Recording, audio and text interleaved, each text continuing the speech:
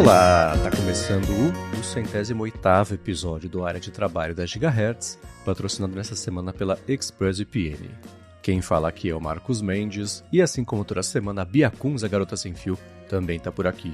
Tudo bom, Bia? Tudo bem, Marcos, tudo bem, pessoal, garota com frio. No passado a gente gravou um Garota com Frio. Todo inverno tem a garota com frio, né?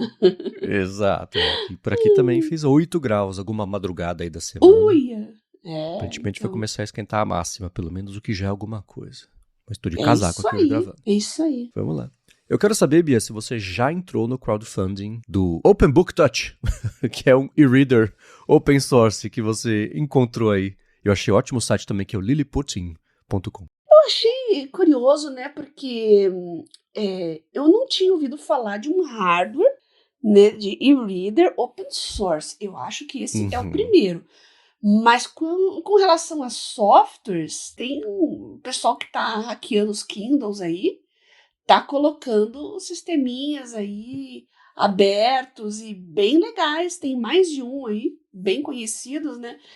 E é interessante, né? Porque a gente vê que o Kindle é tão capado que basta você trocar o sistema, assim, que começa a aparecer um monte de features que o hardware já tinha e você não sabia, né? Então, legal, tô gostando de ver que tem pessoas interessadas em alavancar esse mundinho dos e-readers aí, com solução open source, inclusive. Achei bem legal a iniciativa do Open Book Touch. Até cartão SD tem, hein? Coisas que vocês achavam que estava saindo de moda, né? Mas que, na verdade, é tudo uma maneira de controle, né? As empresas aí estão abolindo dos smartphones, dos e-readers, porque é difícil controlar pirataria, essas coisas assim. Então, tá aí. Mais liberdade, mais versatilidade nos e-readers. Sim, o link vai estar aqui na descrição. Inicialmente, eu achei que o projeto dele inteiro, então o case, né, o hardware mesmo, tirando a tela, óbvio, Sim. seria para você imprimir em casa com impressão 3D, com o sistema operacional aberto também, mas não. Ele que vai fazer a impressão 3D e vai mandar para todo mundo. Mas tem as diferentes formas de explorar as partes técnicas do display mesmo. Então o link vai estar aqui na descrição para quem quiser dar uma espiadinha. E o projeto mesmo, ele está quase inteiramente financiado. Ele está pedindo $45 mil para tirar do papel. Já chegou em 38 mil aqui, tá? 85% Legal. Já financiado. Termina em 20 de agosto, então até lá deve sim terminar de concluir o quanto ele pediu. Né? Bacana. Olha, com impressora 3D, vai bicodando. Eu acho que eu vou fazer um Kindle open source para mim do zero, feito totalmente em casa. Sabe aquela história do cara que quis fazer o seu próprio hambúrguer, indo plantar alface, o trigo, aquela história toda? Não. Nunca ouviu falar? Do cara que fez o próprio hambúrguer do zero mesmo? Planta o trigo, mata o bicho, colhe alface, esse tipo de... From scratch, né? Ele fez o quê? Ele comprou um bezerro. Eu não lembro, isso aí virou até uma lenda da internet, assim, a história, né? Porque levou 6 meses pra fazer o hambúrguer dele. Tem a frase famosa do Carl Sagan, né? Pra fazer uma torta de maçã, você tem que começar com o Big Bang. Por aí, exato, é por aí mesmo, né? Então tá aí, fazer um dispositivo móvel do zero, legal a ideia, né? Pois é. Vai estar aqui na descrição o link para esse crowdfunding. E o Maurício mandou pra gente 2 follow-ups. O primeiro importantíssimo, Bia. Ele falou que mora em Natal e falou, não sei se é por causa do nome, Natal, né? Mas por aqui tem um supermercado, que é o Nordestão, que também tem panetone o ano inteiro, Bia. Então não é exclusividade... Aparentemente tá no Brasil inteiro isso, achei ótimo. Olha, demanda porque é em Natal. Pois é. Legal. E outro follow-up que ele mandou, ele falou o seguinte, né, da quantidade de tokens dependendo do idioma, ele falou que o OpenAI tem uma ferramenta que calcula o que está sendo usado, que você consegue alternar entre modelos, ver como, né, já, enfim, dá para você ir alternando os idiomas, é o tokenizer aqui da OpenAI, o link vai estar aqui na descrição. Tem uma distinção importante só, que é o seguinte, na plataforma, hoje em dia você vê, né, quantos, você bota um parágrafo, uma frase, um texto que seja, ele conta quantos caracteres tem aquele texto e quantos tokens aquele texto. No GPT-5, no 4, no 3. A parte do consumo maior de tokens ela está na geração no idioma que você pediu. Não necessariamente enquanto os tokens têm no seu pedido ali do idioma que você usou. Isso. Então, para quem usa a API, por exemplo, aliás, pessoal que usa o GPT na API, vocês são as pessoas mais indicadas para falar isso pra gente. Porque o custo certamente é maior. Assim, não gastem muito dinheiro fazendo o teste, mas quem já fez esse teste fala pra gente, né? Fala 15 minutos com o GPT em português, fala 15 minutos com o GPT em inglês, usando a API e vê que o custo vai ser maior. Especialmente se o teste der pra fazer você falar exatamente as mesmas coisas em português e em inglês. Porque é isso, é nesse processamento, enquanto ele, entre aspas, pensa, né? Porque quem usa o GPT no modo que pensa, já deve ter visto isso. Você fala em português. Ele mostra o raciocínio, entre aspas, interno dele em inglês. Então, ainda assim, tudo que acontece ali embaixo do capô, ainda acontece em inglês, depois tem a etapa de tradução. E é aí que entram os tokens a mais. Acho que os outros também, né? O Claude também, o Gemini também. Sim, é o funcionamento deles, né? Exato. Então, é nessa etapa. E aí, nessa etapa, tem alguns idiomas que custam mais tokens do que outros, dependendo de quanto é eficiente. Eu acho que em chinês, por exemplo, né, nesses idiomas que não são... O radical não é o latim também. E, sei lá, vai subindo, vai para Esperanto. Mas, enfim, o ponto é... esses devem ter um custo maior mesmo, porque precisa passar por mais filtros de tradução até chegar no idioma, na ida e na volta. Enfim, mas quem usa a API pode falar pra gente aqui, mas vai estar aqui na descrição. E obrigado ao Maurício por ter mandado essa dica do tokenizer da OpenAI. Muito bom. Agora, Bia, sobre o IA nos estudos, recebemos um tsunami de follow-ups e feedbacks. Alguns pediram para permanecer anônimos, porque vão causar polêmicas. Mas vamos lá, né? O Diego falou que em 2004, então faz um tempinho, né? Na faculdade, ele fez uma prova prática de banco de dados, SQL, que o pessoal dos gringos chamam de SQL. Eu aprendi isso recentemente. Sim. No laboratório, né? No laboratório com Windows 98. O professor cortou a internet do laboratório, mas não a rede local. Aí ele falou, na noite anterior eu tinha habilitado o compartilhamento de arquivos em todas as máquinas.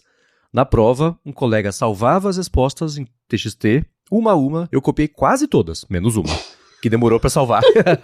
Essa eu resolvi sozinho e acertei, e o colega tinha errado. Resultado, a minha nota, ele que colou, ficou com a nota mais alta do que o colega que passou ali as respostas. Vocês são danados. Comprovando que cola sempre existiu, só muda o método e o vetor. Né? Exato. Mas a gente viu, vamos falar mais pra frente de um professor. Esse é ninja. Ele criou a prova.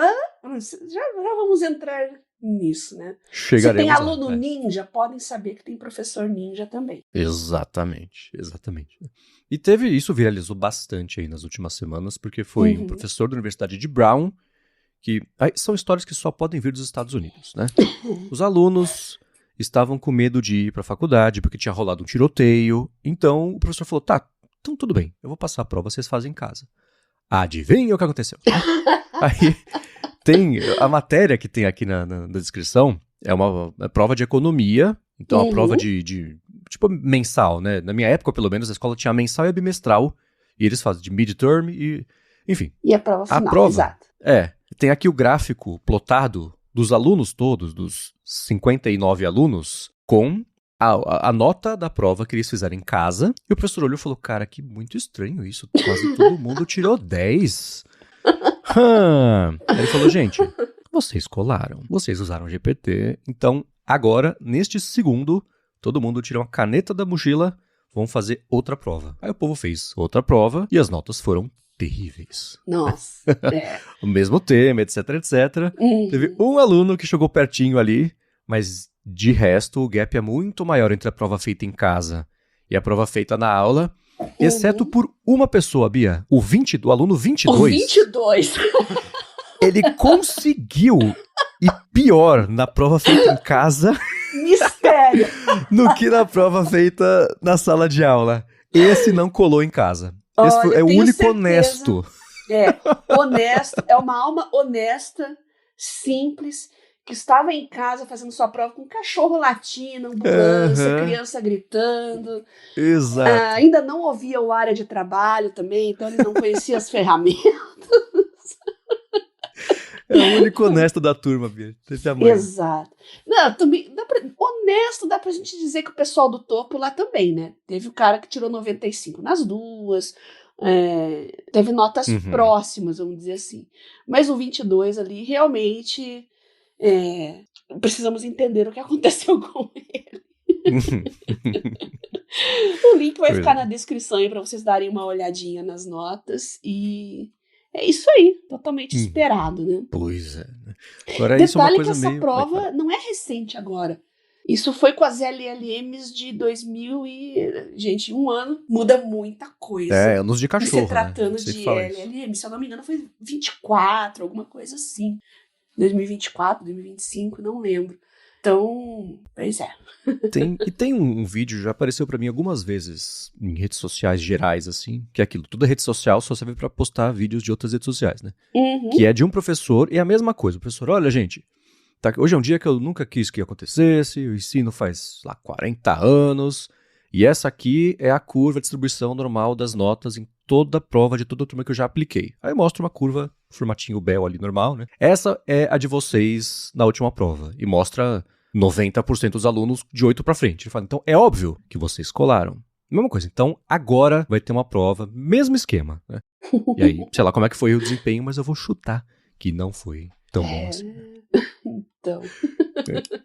Enfim, a gente recebeu aqui mais alguns follow-ups e feedbacks, causos e etc, né? Teve um professor que notou que tinha colado, e ele falou o seguinte, então, vou voltar aqui com provas orais, porque primeiro, o resultado do que vocês entregaram mesmo fazendo com LLM ficou uma porcaria.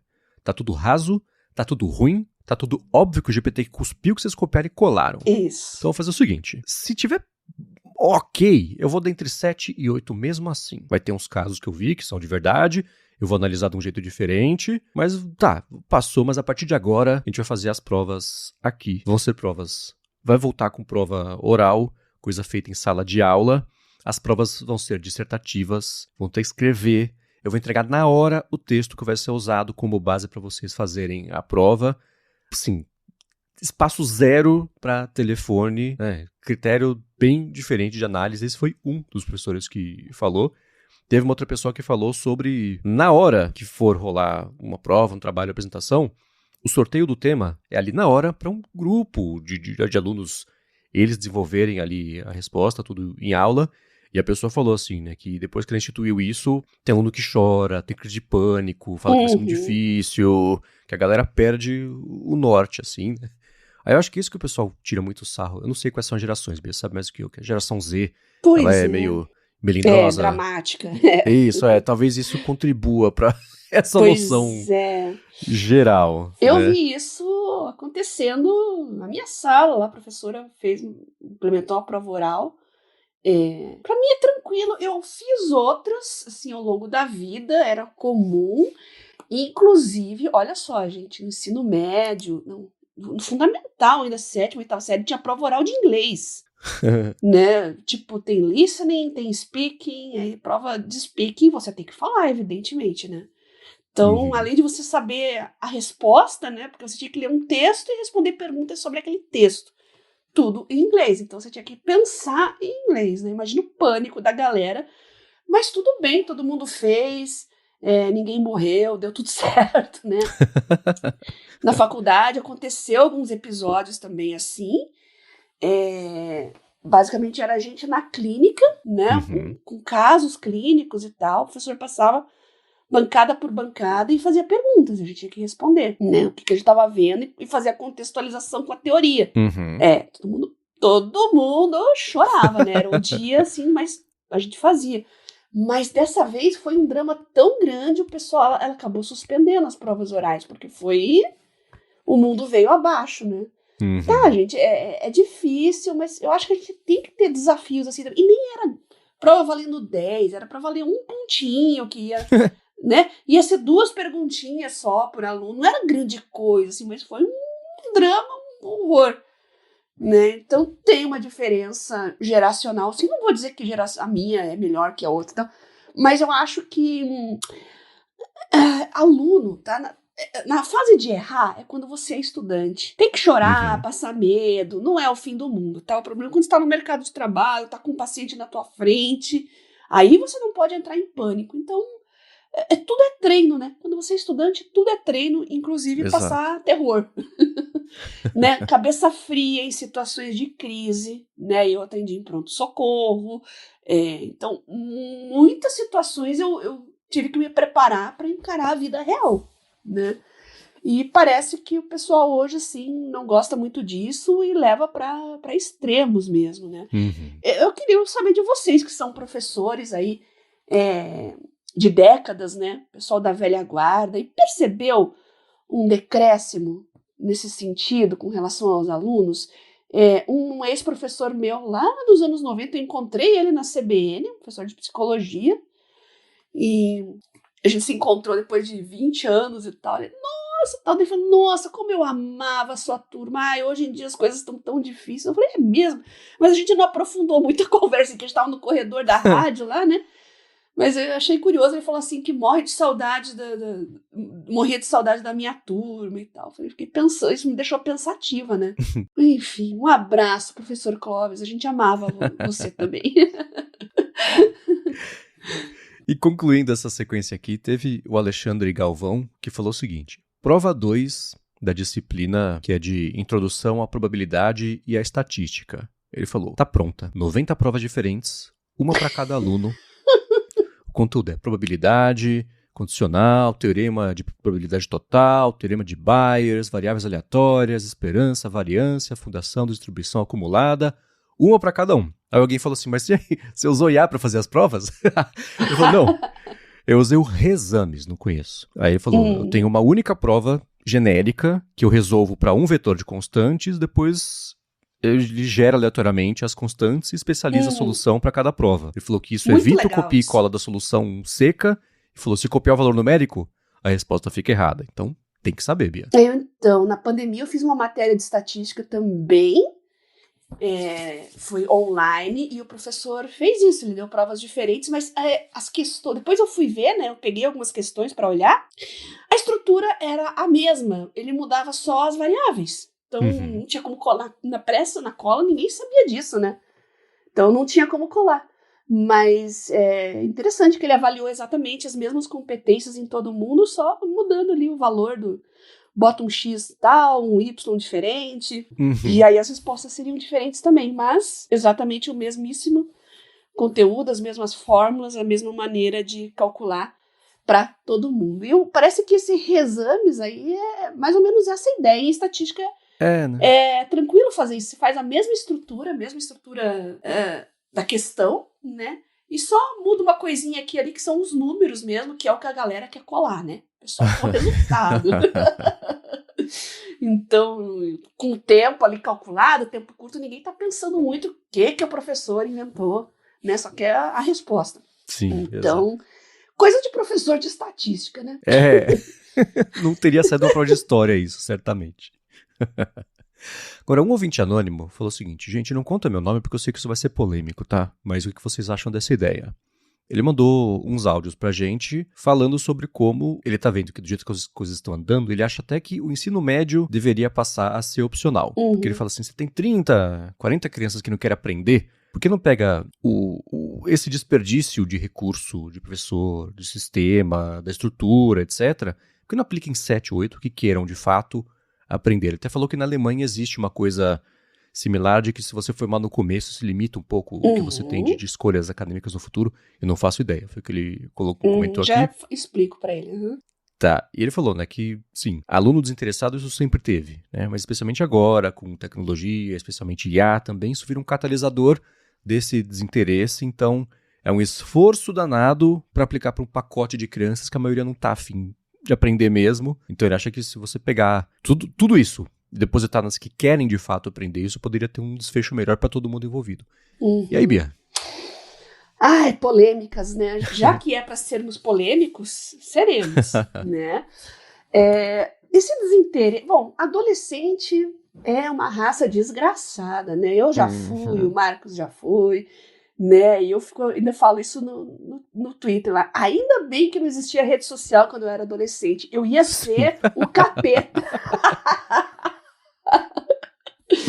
Não ia fazer bullying com ninguém, porque não era o meu perfil. Eu sofria bullying, né? Uhum. Mas eu digo de se sentir injustiçado, amaldiçoar o mundo, ser ranheta, implicar com as coisas. E ainda sou um pouquinho implicante, né? Minha mãe fala muito isso pra mim até hoje, né? Que eu não mudei, eu sou crítica e eu realmente assumo. Eu sou muito crítica mesmo, né? Mas, pasmem, gente, eu já fui pior.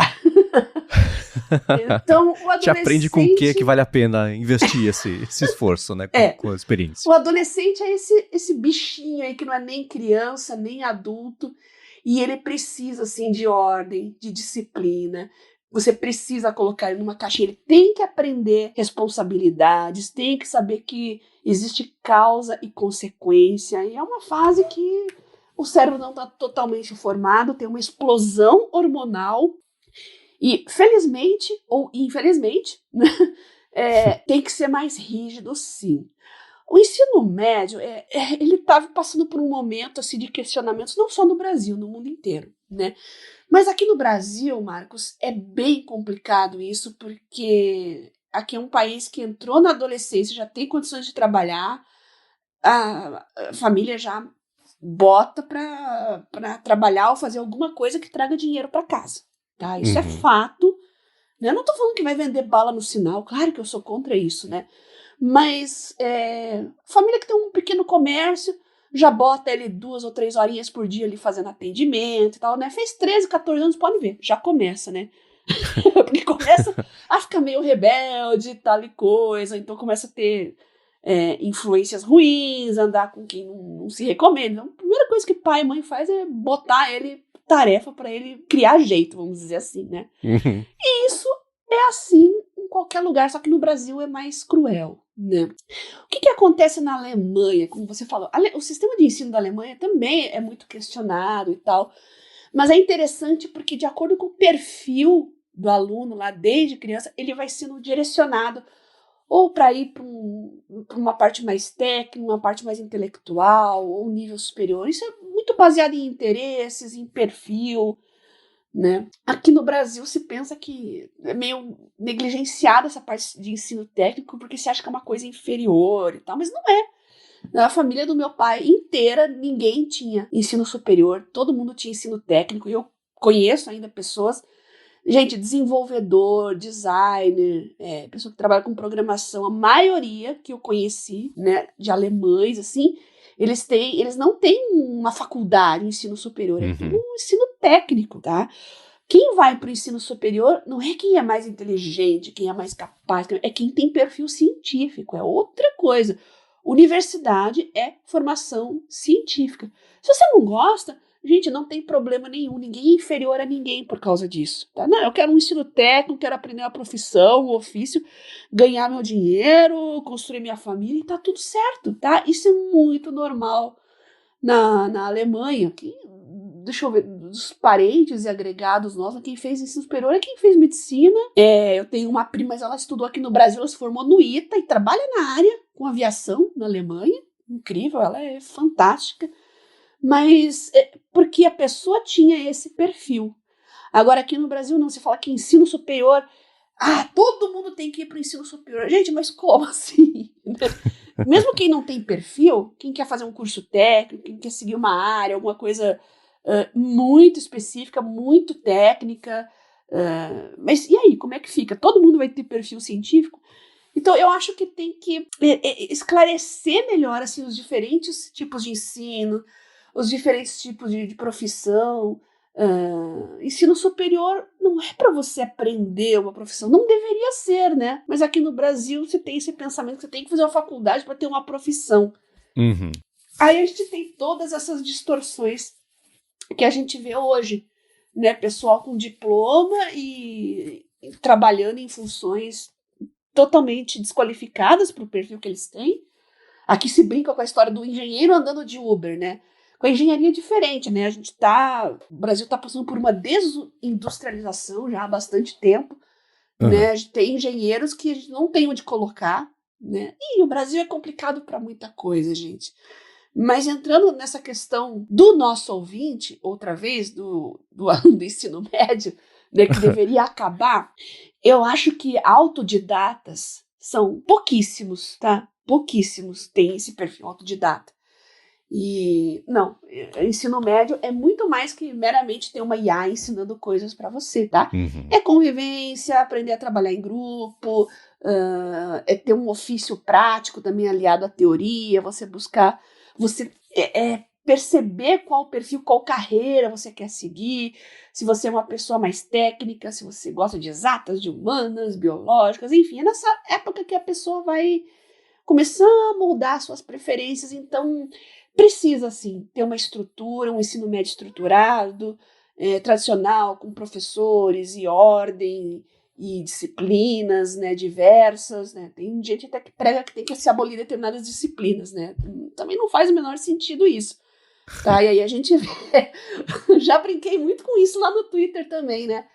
Juiz aí que não conhece escala logarítmica e falando besteira durante a pandemia, né? Interpretando errado os gráficos epidemiológicos.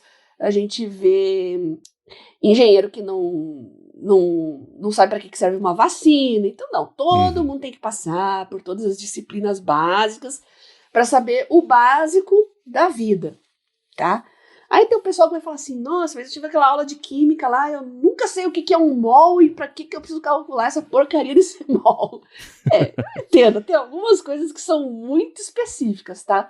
Mas não é motivo para abolir tudo e deixar o estudante sozinho fazer um self-learning, que realmente ele não tem maturidade neurológica para saber o que é melhor para ele. Espero que eu tenha conseguido esclarecer aí para o nosso ouvinte anônimo. Eu entendo o ponto de vista dele, mas eu espero que você tenha entendido o porquê que isso não daria certo.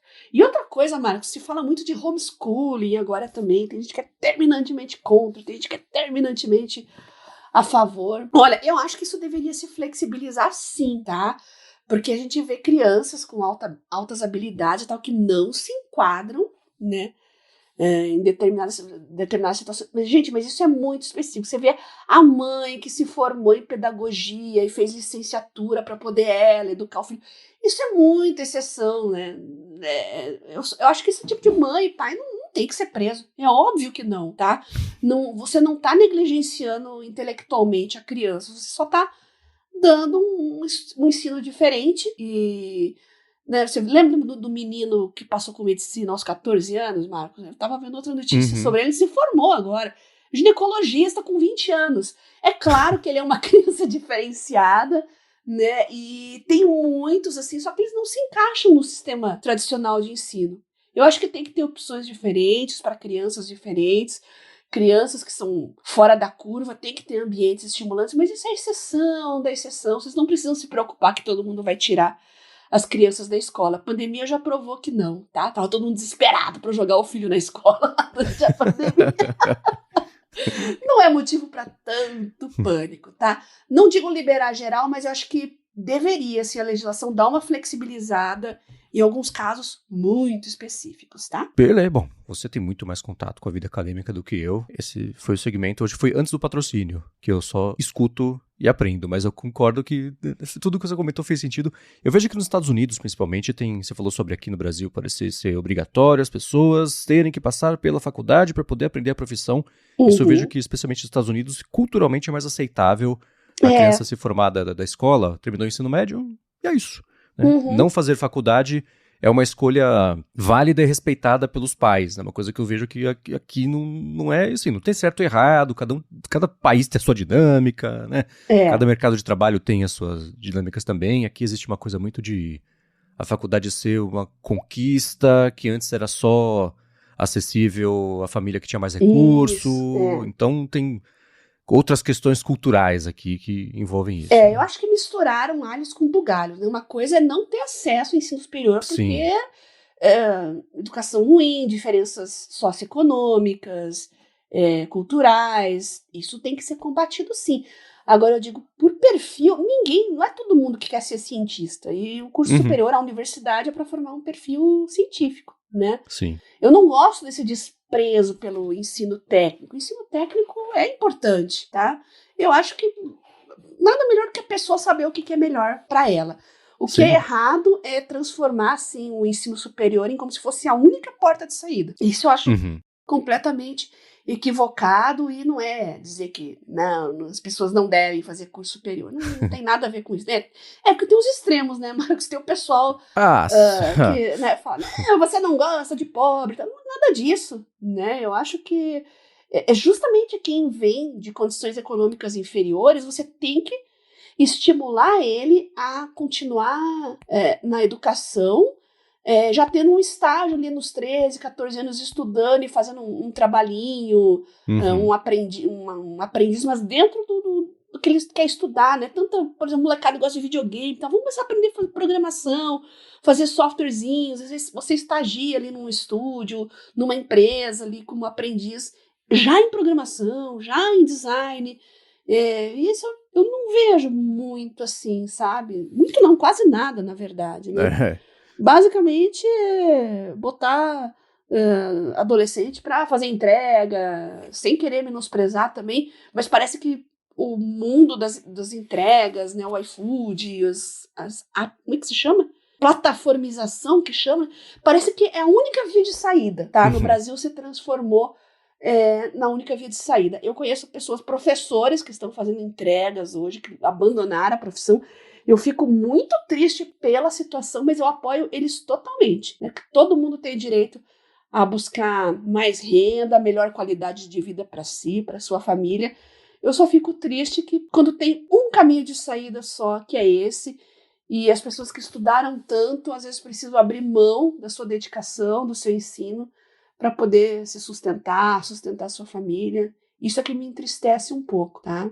O Brasil é complicado, Marcos. É complicado, viu? Não é para amadores, como diz o meme. Não é. Tudo bem, claro que quem tiver mais opiniões é só mandar pra gente também em gigahertz.fm/feedback. Eu quero ouvir de vocês, professores, principalmente professores de adolescentes, né? Eu sei que tá bem complicado ser professor de ensino médio, final do ensino fundamental. Eu sei que esses professores estão passando um perrengue, né, em sala de aula. Eu queria muito ouvir as experiências de vocês. Eu não sou dona da razão, eu só dei opiniões aqui, tá? Claro, vocês podem contestar e trazer o ponto de vista de vocês sem problema nenhum. Beleza. E seguindo aqui com a pauta, a seguir a gente vai falar um pouquinho sobre algumas opiniões também que pintaram um pouco divisivas a respeito do Evernote e das ferramentas todas que pintaram na plataforma recentemente. Mas antes de falar sobre isso, eu vou agradecer a ExpressVPN, que está mais uma vez patrocinando aqui o podcast e que segue oferecendo um mês de graça para você experimentar o serviço. E aí, se você assinar o plano anual, eles dão para você 3 meses a mais aí de lambuja para você seguir usando, só porque você foi em expressvpn.com/adtrabalho ou usou o cupom ADTRABALHO para fazer a assinatura. E se você usar Wi-Fi que você não conhece, ExpressVPN é para você, porque você não sabe como é que está a segurança desses Wi-Fi, então do shopping, o do hotel, do avião você paga para acessar, mas ainda assim seus dados são uma parte do preço da conexão, porque é assim que o mundo funciona, né? Então os sites que você acessa, os servidores, os aplicativos, os serviços, qual é o seu dispositivo, por quanto tempo, o que você está usando, enfim, você deveria poder proteger tudo isso. Você pode proteger tudo isso com a ExpressVPN, porque nem ela sabe, porque tudo criptografado, quando passa pelos canos impenetráveis ali da ExpressVPN, nem ela sabe nada disso. E para streaming é muito bacana também você usar a ExpressVPN, porque dependendo do país que você usar para rotear a conexão, eles têm servidores em mais de 100 países, você vê o catálogo do streaming desses países, é um catálogo diferente do que tem no Brasil. Para ver como é fácil colocar no seu telefone, no tablet, no Apple TV, que é como eu uso aqui em casa todo dia para ver meus streamings, até no roteador de casa direto, se você quiser, vem em expressvpn.com/adtrabalho, testa por um mês de graça, e quando você assinar o plano anual, você tem 3 meses a mais para seguir usando quando acabar esse ano de assinatura. Muito obrigado, ExpressVPN, pelo patrocínio de mais esse episódio do podcast e pelo apoio a toda a Gigahertz. Muito obrigada, pessoal da ExpressVPN, por ajudar os nossos ouvintes que moram fora do Brasil a acompanhar a Copa do Mundo também no YouTube. Pois é, pra quem não tinha pensado nisso, ainda tem tempo, no final vocês conseguem ver assim. Tem a final aí ainda, esse fim de semana, acaba, ainda dá pra assistir. Pois é. E, bom, falar sobre o Evernote, aliás, nessa semana eles liberaram as funções todas de IA por aplicativo, né, que aparentemente estava faltando. Eu ainda tô explorando, não tenho uma opinião formada, porque eu tô bem perdida e confusa ainda, deixa eu usar mais um pouquinho, mas basicamente eles estão levando algumas dessas funcionalidades, que inclusive é o que me atrasou aqui um pouco para conhecer tudo, porque tudo estava no ambiente desktop, ambiente web também, mas em mobile ainda estava muito que engatinhando, né? Não tinha quase nada, e quando eu queria usar as ferramentas de IA, ainda muito limitado, limitadíssimo. Então parece que eles estão estendendo todas essas ferramentas aí para mobile também, aos pouquinhos, e está chegando agora. Beleza. Então, a gente vai deixar aqui na descrição. Achei ótimo. O blog é o Taming the Trunk, domando a tromba, que é especializado ali no Evernote, apesar de parecer outra coisa. E tem aqui todas as dicas de como usar essas funções todas de IA no mobile. Mas vamos lá. O Eric Zan falou o seguinte: eu acho que a questão mais importante aqui que não tem sido debatida sobre o Evernote é que, antigamente, ele era um aplicativo de notas. Hoje entupiram de tanto entulho que as notas se tornaram menos do que secundárias. Pelo que vejo, ele segue, né? Hoje se tornou uma maravilha para os seus adeptos, porque de tantos recursos, na verdade de tanta IA, ele escreve sozinho. A interação ficou robótica, de modo que a assinatura soa como uma espécie de ingresso que a gente paga para ver os robôs conversarem entre si. Eu acho que perdeu completamente a graça e a essência. Ele conclui: concordo também em relação às imposições. O Obsidian também tem a sua tonelada de entulho, mas usa quem quer. Os recursos podem ser facilmente ignorados. Eu ainda acho que vale muito mais a pena assinar a própria IA, se esse for o caso. E eu já quero ouvir da Bia, mas o Cristiano colocou um contraponto. Ele falou: falo pela minha experiência. Eu uso o Evernote desde mais ou menos 2017, e eu já estou totalmente adaptado a ele e continuo bastante satisfeito. Não acho que o aplicativo esteja entupido. Na verdade, ainda sinto falta de vários recursos e ferramentas que eu queria que ele tivesse. Na minha visão, ele está seguindo.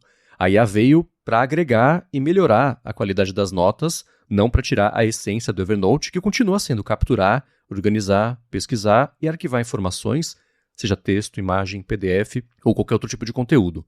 Eu tenho usado, ele está seguindo aqui, eu tenho usado o assistente com frequência desde o lançamento, e para quem já acumulou bastante conteúdo como eu, ele tem sido útil. Sobre o preço, para mim, vale a pena. São R$500 por ano, o que dá cerca de R$40 por mês.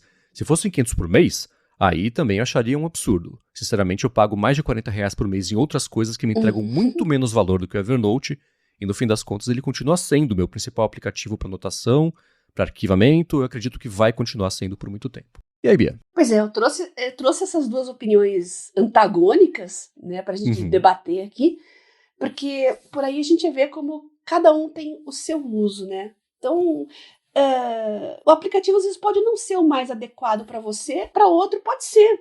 Como agradar todo mundo? É possível? Eu acho que sim. É que IA agora, a gente está na bolha da IA, né? Todo software tá passando por essa transição aí, né? Toda plataforma. Então eles têm que gritar para os usuários que eles têm IA agora também, para agregar valor. Eu falei do exemplo do leitor de PDF da Adobe, né? Você abre ele e começa a gritar. Você pode resumir, clica aqui e vem. Dá para você usar IA no seu documento e tal, né? Então eu acho que isso é uma coisa de momento. A partir de quando as pessoas naturalizarem mais o uso das IAs, eu acho que isso vai continuar existindo, só que mais discreto, mais escondido. E nisso eu gosto muito do Todoist, né? Que não é aplicativo de notas, é de tarefas. Mas como ele manteve a essência, ele é visualmente clean, tá? Na barra da esquerda tá ali as categorias, tá? Os filtros. E do lado direito, as tarefas com os checkboxes. E só, gente, só. Ele não grita, ele não perturba, ele não fica jogando coisas na sua cara. Ele é muito clean, mas ele tem as ferramentas poderosas dele na engrenagem, né? Que você aprende a usar. Eu quero comprar um presente 5 dias antes do próximo Dia das Mães.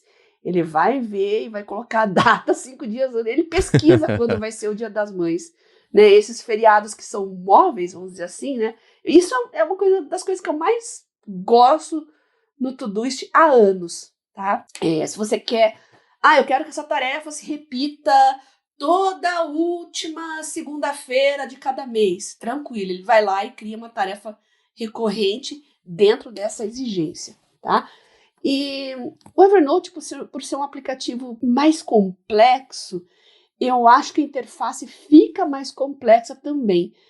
Mas é de momento. Eu acho que a tendência é, com o passar do tempo, ele ficar mais clean, voltar à essência.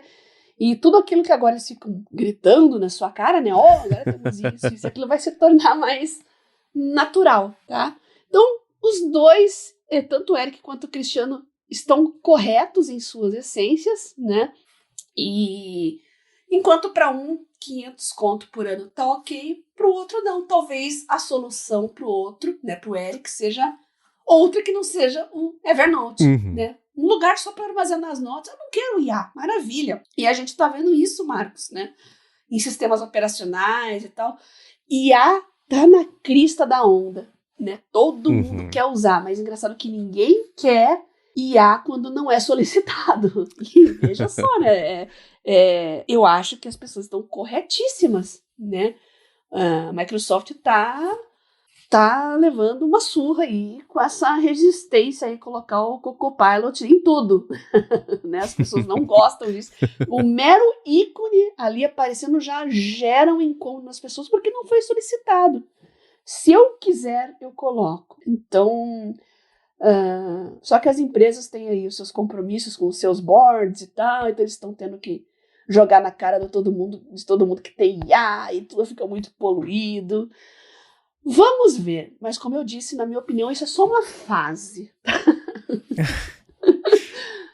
Eu concordo, assim, eu também vejo razão em 2 pedaços de opinião de cada um deles, né? Porque o erro, e não é só do Evernote, você vê a Microsoft cometendo o mesmo erro, é de intensificar isso, de ficar colocando as ferramentas, as sugestões, etc. E também falar sobre IA, tem muita gente que já desliga na hora ali e não quer saber, né?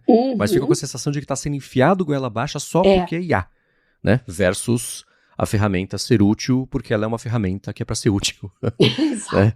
Então, e o Evernote, esse não é um problema novo para o Evernote. O Evernote nunca soube muito bem o que fazer com nada. Né? Ele se perdeu algumas vezes no caminho aí até chegar a Bending Spoons, que trocou um pouquinho, né, de problema. Mas ele sempre foi assim, tirando os períodos que ele hibernou. Apesar de ser um elefante e não um urso, teve muitos períodos que não aconteceu nada. Né? Então não é exatamente uma novidade ali pro Evernote. O que eu acho que acontece é o seguinte: as ferramentas que começam com uma funcionalidade básica, conforme elas vão evoluindo, eu estou usando a evolução de um jeito muito proposital aqui, elas precisam passar a ter recursos complementares se elas quiserem seguir sendo úteis, porque a necessidade de quem usa a ferramenta também passa a aumentar. Justificar os 500 contos por ano, eu acho que também tem essa preocupação, né? Preciso mostrar que ele está pagando caro, mas vale a pena. Sim, aí fica assim. A gente começa com uma coisa simples. A gente começa a ter que deixá-la mais, não é nem complicada, aprofundar e expandir as funcionalidades, porque a nossa necessidade, quando a gente passa a usar muito um aplicativo, ela também passa a aumentar. Foi o que o Cristiano falou. Eu uso pra caramba, eu sinto falta de coisa. É assim também, né? Por exemplo, a diferença que a gente vê entre um aplicativo nativo de calendário do iOS e o Fantastical, que é a empresa feita para fazer um aplicativo de calendário. Eles respiram isso. A Apple faz cartão de crédito, relógio, Apple TV, festival de música de Bad Bunny, e além disso faz aplicativo de calendário e faz telefone, faz fone de ouvido. Então não dá para ela dedicar os mesmos recursos que uma empresa que só faz isso, né? Aí as pessoas passam a usar o Fantastical, um exemplo aleatório aqui, tá? Muitos recursos passam a ficar óbvios que eles são necessários e básicos. Aí o calendário do iOS passa a adotar também. E as outras ferramentas que querem competir com o Fantastical, elas também passam a adotar esse tipo de coisa. É a comparação aqui entre o Evernote e o Obsidian. E o Eric falou, o Obsidian, aí volta, quer dizer, o Obsidian enfia isso aqui, ele tem as mesmas coisas, mas ele fica enfiando na cara de todo mundo. Quem quiser usa, quem não quiser nem sabe que existe. Vai da decisão de cada um, né? Aí entra a parte do preço, né? Fala assim, pô, tô investindo um monte, coloquei um monte de coisa, assim, foi meio caro, vai aumentar o preço que eu posso fazer, né? E isso vai subindo a barra do mercado inteiro. Então é um pouquinho daquele negócio do sapo, que a água vai esquentando, ele não percebe que esquentou, é bola de neve, cada um pode usar a analogia que quiser, mas o mercado meio que evoluiu para isso, especialmente depois que virou tudo com base em assinatura. Tem muita empresa que inventa coisa para cobrar a assinatura. Sim. E não cobra a assinatura porque tem coisa... É diferente. Mas o Evernote sempre foi meio estabanado mesmo, com a forma como eles expandem lateralmente as coisas que eles fazem. O tempo vai dizer, gente. Vamos acompanhar. Pois é. Seguindo aqui e concluindo o episódio de hoje, você mandou um texto do nosso amigo Alexandre Chiavegato Filho, que ele publica colunas lá no Estadão, comentando sobre o encontro entre IA e o trabalho intelectual. Ele fala que por muito tempo, até quem era muito competente passava um tempão fazendo tarefa que ficava abaixo ali da capacidade intelectual da pessoa. Então ele fala, um diretor de empresa gastava horas ajustando a apresentação, resumindo o relatório, revisando e-mail, consolidando o número em planilha. O cientista precisava formatar referência, preparar a versão preliminar de texto, transformar a ideia em documento, e que nada disso era inútil, mas o problema é que isso consumia muito tempo e energia de quem tinha ali um valor intelectual que podia ter aplicado em outra coisa. E o mercado de trabalho, historicamente, sempre desperdiçou essa inteligência com esse excesso de repetição. Ele fala que isso é uma coisa positiva que a IA está ajudando a mudar. Que automatizar uma parte desse processo que é repetitivo libera quem é um bom profissional para fazer aquilo que diferencia esse bom profissional. Pensar, decidir melhor, enxergar algum detalhe que escapa ali das outras pessoas, produzir julgamentos de melhor qualidade, ele fala aqui. Que isso não quer dizer que todo mundo vai ficar igualmente bom em alguma coisa. Quem é mediano vai usar IA para entregar uma coisa aceitável, aí volta as coisas de cola com IA na escola que a gente falou agora há pouquinho, né? Mas quem é excelente vai usar IA para chegar mais rápido no ponto de partida, a partir dali acrescentar conhecimento, né, de uma forma mais aprofundada ali sobre o assunto, e que a IA é muito boa em produzir uma resposta inicial, que pode ser plausível, pode ser aceitável, e que o grande profissional vai ser cada vez mais necessário para saber no detalhe quando que essa resposta é insuficiente, para poder perceber que um argumento convincente pode não ser exatamente a coisa certa, né, para distinguir uma resposta que é bem escrita de uma resposta que é fundamentada. Ele conclui que quando a parte mecânica do trabalho diminui, sobra menos lugares por onde se esconder. Fica mais fácil de você saber quem só organiza boas frases ali, de quem entende o problema e resolve. E por isso que essa ideia da IA substituir o trabalhador intelectual, ele falou que é uma simplificação muito ruim, né? Ele fala assim, que no fim o resultado dessa mudança vai ser uma valorização inédita do trabalho intelectual. Quanto mais a inteligência artificial for automatizar o que é repetitivo, fica mais nítido o que sempre teve valor de verdade. Achei muito boa essa frase. Ele falou que o diferencial vai passar a ser tudo aquilo que vem depois desse básico. E esse diferencial nunca valeu tanto. Falou que agora sobra o mais difícil, e o que é mais difícil sempre foi onde quem foi melhor profissional se destacou aí das demais pessoas. E aí, Bia? Perfeito, é isso aí. As pessoas ainda têm uma visão distorcida do que realmente é o trabalho da IA, né? E a gente está falando de professores e alunos e estudante, ele ainda não sabe direito o que é IA. E eu vejo também muito preconceito contra quem usa IA no seu trabalho. Mas a questão é, o que a IA está fazendo no seu trabalho? Eu estou desenvolvendo um TCC e estou usando IA direto.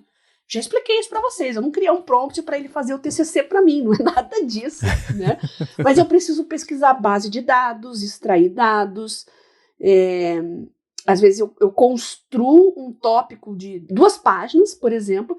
Eu criei um agentezinho aqui para mim, que é baseado no ABT do Randy Olson, né? Que eu já falei isso aqui também, para ver se eu realmente consegui transmitir a ideia que eu queria, né? Dentro de uma estruturação clara de escrita acadêmica. Então eu faço um check, ele verifica para mim, ele sugere, ou então ele reescreve algumas coisas, e aí eu refaço e deixo mais adequado. Mas o meu trabalho intelectual continua existindo, e eu uso até papel e caneta para isso. Eu faço esquema, mapa mental, quando eu quero pensar naquilo que eu vou desenvolver e no que eu vou escrever, nas conclusões que eu já estou começando a ter, eu vou no papel e coloco tópicos, para não esquecer e para guiar o que eu vou escrever depois. E eu sinto um alívio, porque eu tenho mais tempo para refletir, né, no que eu estou fazendo, do que ficar escrevendo, colocando regra da ABNT, e mexendo em parágrafo e ajustando coisas bobagens, que isso eu vou deixar para fazer no final e a IA vai fazer para mim, né? Eu estou construindo excertos de texto e eu pretendo juntar tudo no final e a IA vai colocar o trabalho pronto no final dentro das normas acadêmicas. Toda a questão intelectual, né? Eu estou trabalhando e eu quero ter mais tempo para me dedicar a ela do que isso, né? E tem o LaTeX também, que muita gente usa. Eu adoraria fazer o meu TCC no LaTeX, mas acho que eu ainda não tenho preparo para isso, né? Não tenho tempo também, mas eu acho muito legal. Bom, meu TCC não vai ter tantas fórmulas matemáticas e tal. Não faz muito sentido, né? Mas tem várias ferramentas hoje para você construir um trabalho acadêmico, né? Fantásticas. Mas eu tô tão mergulhada no Claude aqui e os meus agentes que eu vou me manter nele e vou fazer no bom e velho Word mesmo, porque eu tô acostumada.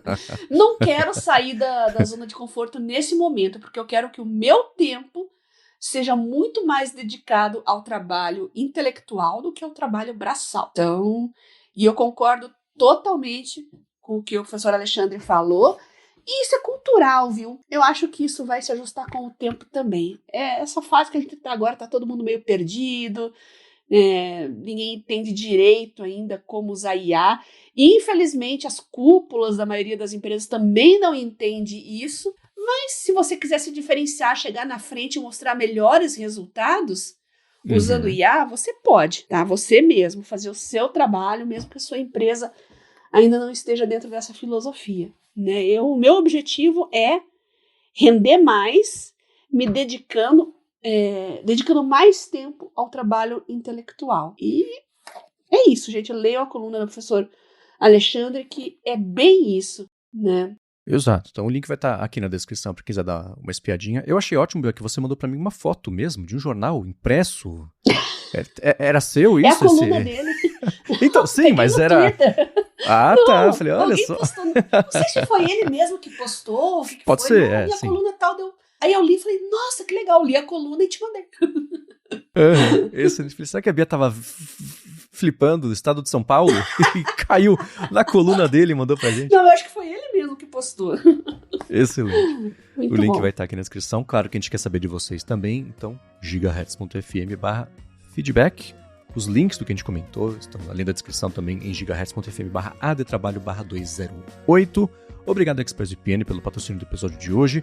Obrigado a vocês que deixam os reviews, as avaliações, que recomendam a área de trabalho. E a você, Bia, por semana após semana, ajudar todo mundo, inclusive eu, a ter uma vida cada vez mais produtiva. Eu que agradeço você, Marcos, pelo convite para fazer o Área de Trabalho, nossos patrocinadores que viabilizam ele, e vocês, ouvintes, sempre mandando dicas, sugestões, pautas, e eu quero saber a experiência de vocês em sala de aula, em self-learning, autodidatismo, ou mesmo meio acadêmico, seja como professor, seja como aluno, como é que vocês estão vivendo essa área de transição? E vocês que trabalham com adolescentes, quero saber também o que vocês estão sentindo, quais são as expectativas, quais são as frustrações. Enriqueçam o nosso trabalho e tragam a opinião de vocês, as vivências de vocês, para que a gente espalhe a palavra.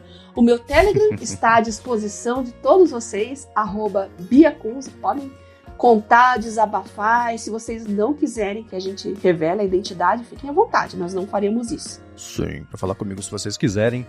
MVC Mendes, apresento por aqui o Área de Transferência, o A Fonte, apresento para a Lura o IA sob controle, e meus textos vocês encontram no 9to5Mac. Obrigado mais uma vez pela audiência de vocês, e a gente volta na quarta que vem. Beijoca sem fio a todos, e até semana que vem.